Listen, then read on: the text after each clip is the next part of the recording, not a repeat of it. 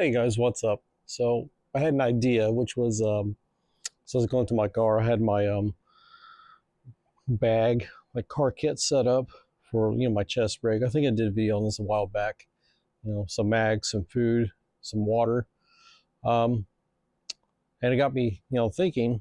Well, it's nice to have in the car, but currently I don't have a rifle in the car or anything because I kind of stage up for this. So like everyday stuff, get your everyday carry pistol, that kind of thing, because most likely that's going to be the most common item you're going to have with you for everyday life, unless you live in a city where there's a bunch of stuff going on.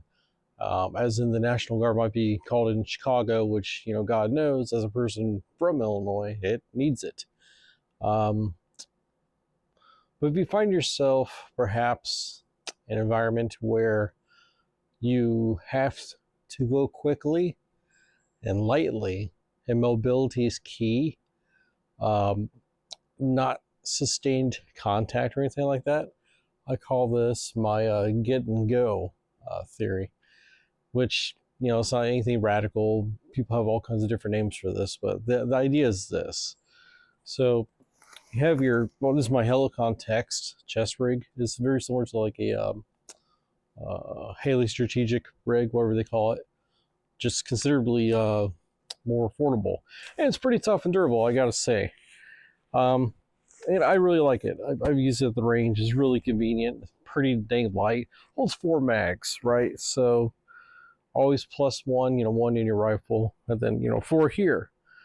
Now, in conjunction in the past, I've done my war belt setup, like this. And actually, what I have on here is some Army surplus elastic suspenders because I have no ass. So it would be pulling my belt and pants down and everything over time. And it's extremely inconvenient, uncomfortable, and it's distracting. And in situations like that, you don't want to have any distractions. Just a sec.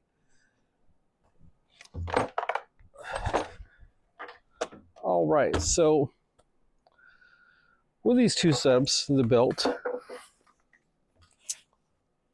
rifles hung up on it, and the chest rig, you can either use them in conjunction with each other or not.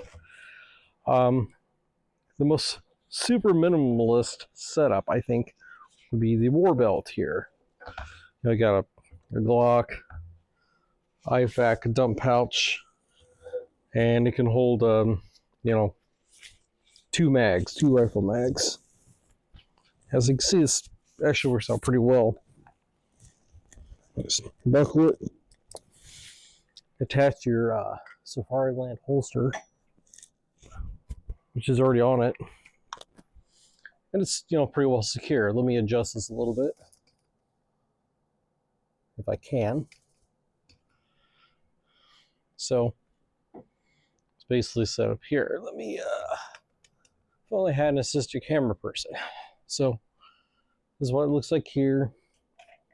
It's okay, I got a dry fire mag in here, so it's for training, so it just does that.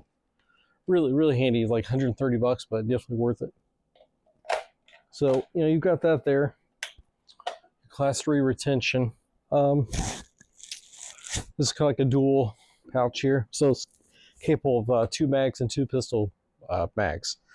So by itself, extremely minimalist setup. Oh, here's this cat again. Hi, Stella. Hi. Good cat. She's super awesome. She's like a year old and freaking huge. Anyway, sorry. It's my daughter's cat. Great cat, actually. Anyways, distracted. ADD break. Okay. So, yeah, room 2 rifle mags, 2 pistol mags, IFAK, and dump pouch. The essentials of what you need. This, I really like this suspender setup, and it's pretty good. This is probably the outside of your everyday carry, which is like your retention holster, a mag or 2 in your pocket or whatever. This is the next step up.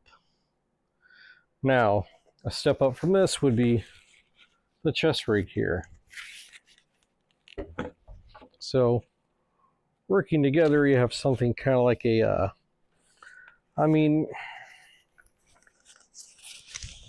Well, it's more of a covert setup. I mean, you could, I suppose, wear this under something if you had to, but this is when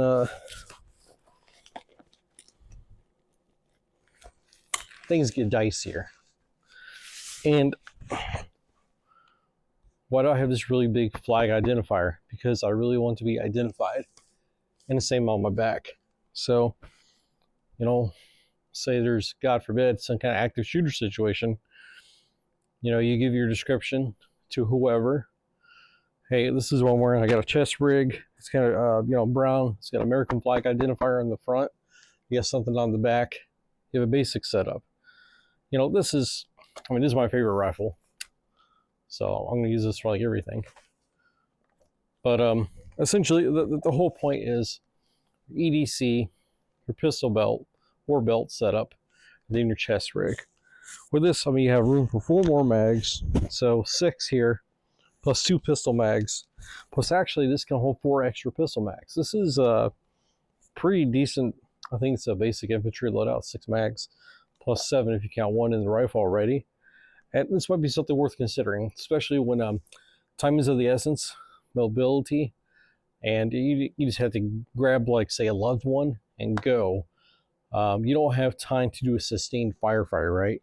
So, you know, you're in doing whatever. As you grab whoever you're after and try to get them to safety, this, I think, is pretty well ideal, especially more for a suburban or urban environment. I think this would really excel. But also, like, in a rural area.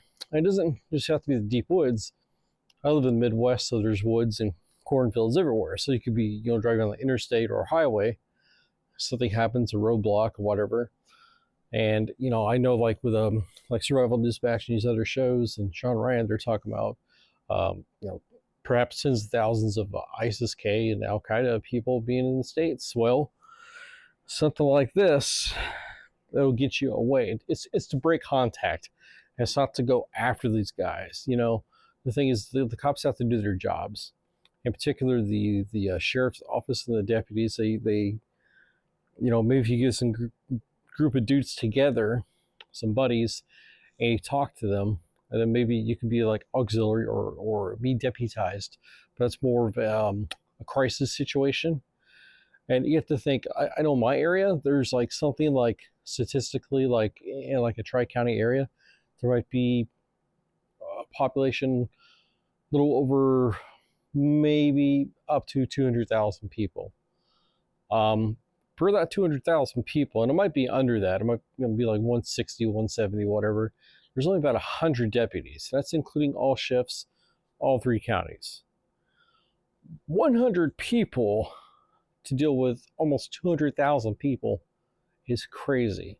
So it is a good idea to get a trustworthy, constitutionally focused people of good, you know, moral courage and character together to go, hey, you know, I mean, don't come dressed like this, right? You know, go talk to your, you know, deputies and your sheriff's office. Like, listen, you know, we're living crazy times, God forbid. I'm not trying to start like some kind of crazy movement, but if you need help, you know, me and some dudes, we go to range all the time. We take these tactical classes. We're more proficient than your average guy. Especially, it really helps if you have like combat vets with you. You know, I don't know, like some kind of instructor. And they can start this, or they can vouch for you in this concept and say that, hey, you guys are overwhelmed. You know, we got a team of like an A team and a B team. I don't know, like 8 to 12 dudes. And so if the deputies back up, they can call on you. But that's a lot of working with your local sheriff, getting to know them getting to know you, being of good moral standing and character. This sounds kind of out there, but I don't know. Like, I don't see de-escalation happening per se.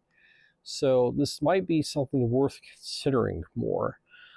And something like this, where you're not, I mean, you're still wearing street clothes, right? I mean, you might be going to work, you might be getting off work, maybe you're getting groceries, what have you. So this is just kind of what you have. It's not a plate carrier or a ballistic helmet, because that's not the concept of this. This is just a grab and go, get and go. You know, get your loved ones out of there. So you have this in a car, something crazy. So there's like a roadblock. I don't know, maybe you're a few blocks away from your loved ones. You have to get them. You find them, you get them, you break contact, you get them in your vehicle or in a safe place, and get the hell out of there. And that's the concept behind something like this. And the cool thing is, yes, you can upscale, obviously, but it's also nice to downscale as well. So maybe you're sweating in the heat or whatever, and that's just too much for you. You can take that off. You know, especially we're not in the full fall yet or winter, so it's still pretty warm out there. We have like days coming up around here, like in the mid 80s, maybe even high 80s, and that's pretty uncomfortable. And then you can downscale again. You know, take this off, and you just go back to your EDC. So there's a lot of versatility in this without having to be like some like last action hero commando dude. Anyways, this might went on longer than I originally anticipated, but I was just thinking about this, and I think this is actually really relevant to what's happening currently, and hopefully my mic picked this all up. So that would be great. Looks like the light's on. So I know there were some issues with the mic on my phone picking up the last audio, and I forgot I had this actually. So this will work out great, hopefully. Anyways, I will quit talking and ranting at this point, and I just you know, hope everyone has a good rest of the week and the month, and you know, God bless, and hope nothing crazy happens anytime soon. But if something does, at least you have the mind gaming of what if maybe. It is more realistic. This isn't like lizard alien people come down from space that we know of.